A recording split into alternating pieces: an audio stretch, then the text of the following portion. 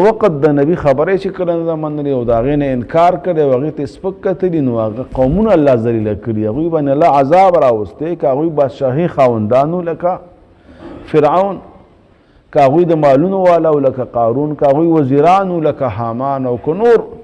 غټ غټ خلکو چې کله دین ورکې نه و، دینداري ورکې نه وه، د نبي خبره نه ده منلې، تابعدار شوی نه دی، ذلیله شوي دي، دنیا کې الله تعالی ختم کړي دي. نو دغه شان ستاسو دپاره د عبرت خبره ده. او هغه شان وشو نبي مهربان چې کله په مکې کې کار شروع کړو، دعوت شروع کړو، ډېر وخته پورې ډېر کم مؤمنانو،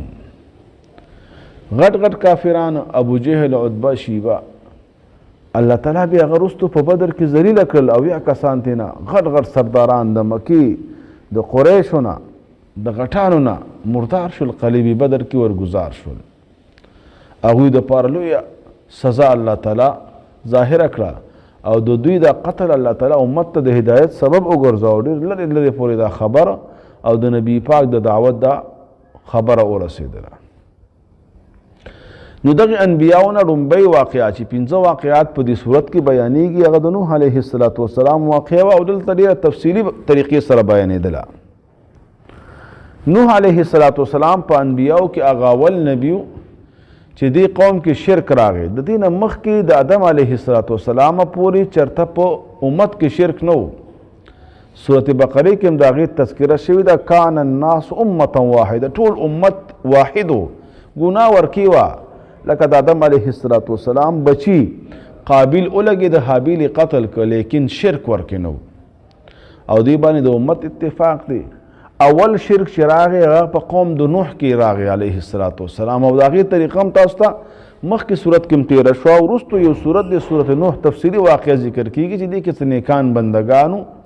هغه وفات شول، شیطان ورته د هغې صورتونه او شکلونه جوړ کړل.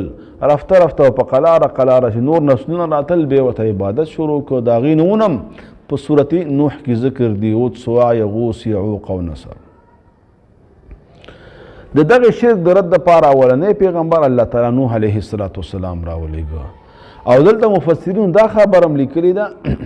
چې کله شرک دنیا ته راغی نو د شرک نه مخکې په دنیا کې بوټي وو، ونې وو، لیکن په دې کې یزغي نه وو،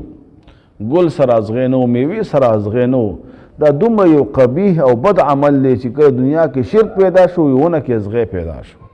میوې سره او ګل سره یزغی پیدا شو. نوح علیه السلام 9.5 کاله دعوت ورکړ او په دعوت کې نوح علیه السلام ډېر اوچته محنت کړی دی، ځکه 9.5 کاله کار کول دا ډېر لوی کار دی، دا په خولې اسانه دی. یو 9 ورځې ته بار بار یو خبره وکړي سهار او ماښام. او بیا نوح علیه السلام څه وایي؟ مختلفو صورتونو کې د هغې تذکره وشوه، یا الله ما خو د دې قوم ته په قلاره هم دعوت ورکړه، کېناستم ورسره، چغې مې ورته ووالې، بازار ته م ورلم، دکان ته م ورلم، په ادرې کې مې ورته بیان وکړه، د شپې مې ورته خبره وکړه، د ورځې مې ورته وکړه، لیکن دا قوم نه مني. اخره کې هغه چې بیا ناامیده شو، تیر آیات کې هم دقه خبره تېره شوه چې ای نوح دا ستا قوم ایمان نه راوړي. بیا ورته هغه څه وکړل؟ خیرې ورته وکړي. چې کله خیرې وکړي نو مخکې آیاتونو کې تېر شول، الله تعالی نوح علیه السلام ته حکم وکړ چې کشتۍ جوړه کړه. نوح علیه السلام په دعوت باندې ابن جریر د قتاده قول نقل کړی دی چې فقط 8 کسانو ایمان راوړی و. هغې کې د نوح علیه السلام یو بیبي وه او 3 زامنو. او د نوح علیه السلام په خپل کور کې 2 ښځه او د هغه زوی قنعان او ام قنعان، دوی خپل هم کافرانو. ته پرونی درس کې موږ دا خبره کوله چې ماشوم او بچې تربیت کې د مور یو اهم رول دی، چې مور کله وغواړي چې خپل بچې صحیح وروزي نو د امت امام ته نه جوړیږي. دغه وجې نه نن مې یو لیکل کتلی، یو عرب عالم لیکلی وه چې ډېر علما داسې دي چې د هغوی پلاران مخکې وفات شو، د پیدایش نه مخکې پلار وفات شوی دی، د مور په خېټې و پلار وفات شوی دی، او د هغوی تربیت د هغوی مور کړی دی. هغې کې امام شافعي علیه الرحمت، امام بخاري علیه الرحمت، دغه شان نور علما داسې دي حافظ ابن حجر اسقلانی چې د هغې خور د هغې تربیت کړی دی، مور او پلار دواړه نو، او الله تعالی ترې نه اوچت اوچت علما پیدا کړي دي. نو چې مور کله وغواړي چې د بچي ښه تربیت وکړي نو الله تعالی ترې نه اوچت شان والا انسان جوړوي، ځکه دا مور بچي سره د ډېر وخت دپاره وي. نو دلته وګورئ نوح علیه السلام دی، نبي دی، یوه ښځه هغه مؤمنه ده، نو د هغه بچي درې دي حام سام یافس، هغه مؤمنان دي، د هغې بیبیانې مؤمنانې دي، لیکن بله ښځه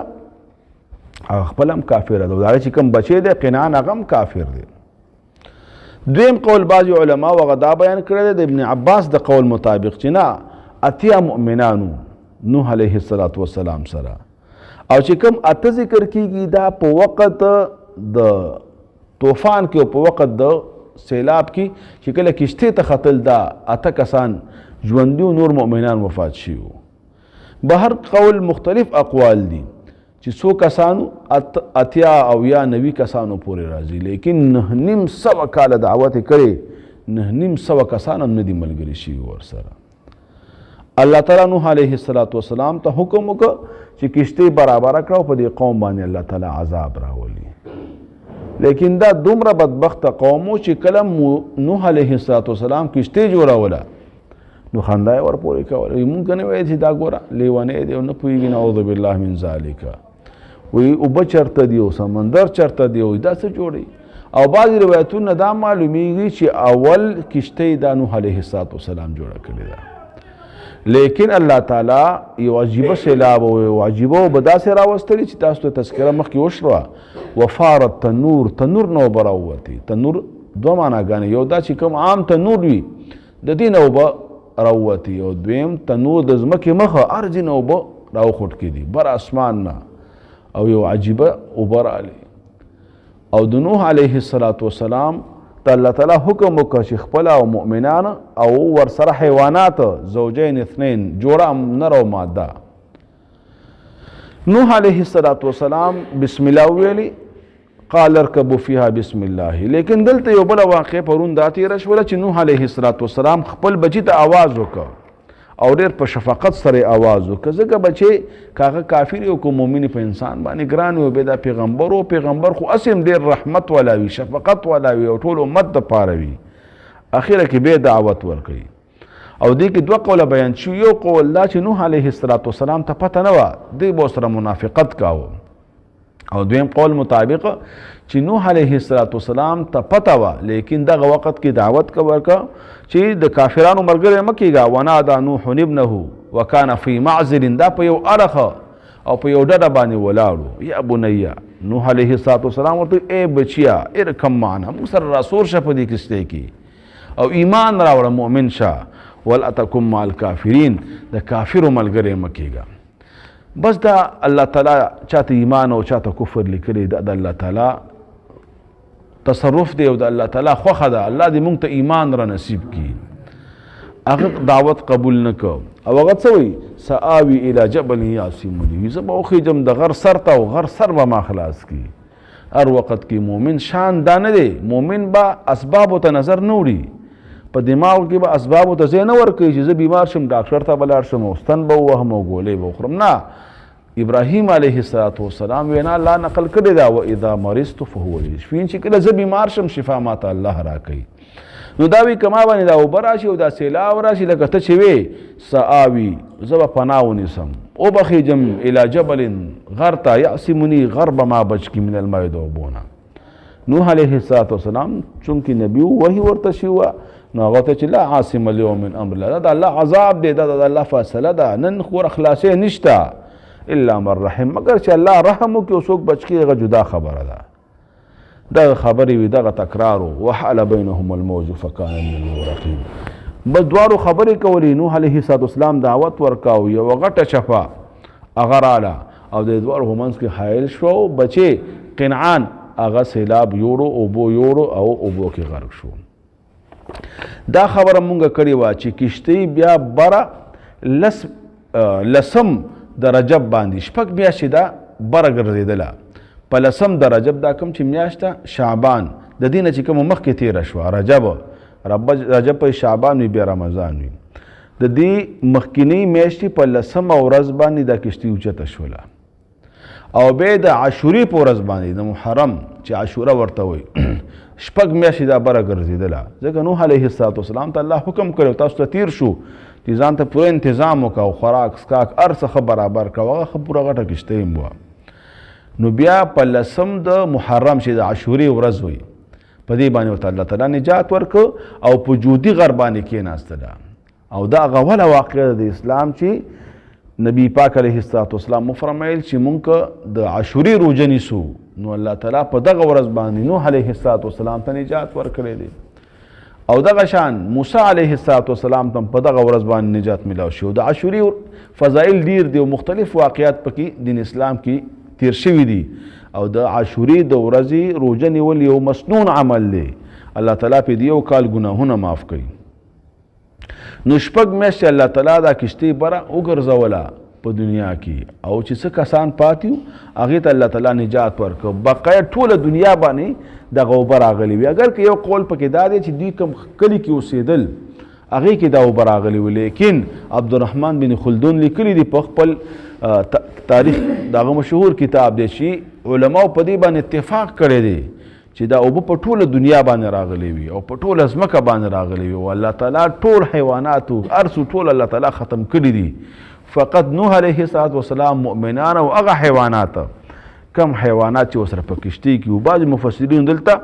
د هغه حیواناتو نومونه ذکر کړي دي بیا ورپسې آیات کریمه کې الله تعالی د هغې اخري حکم دا وکړ چې وقیل یا ارض ابلعي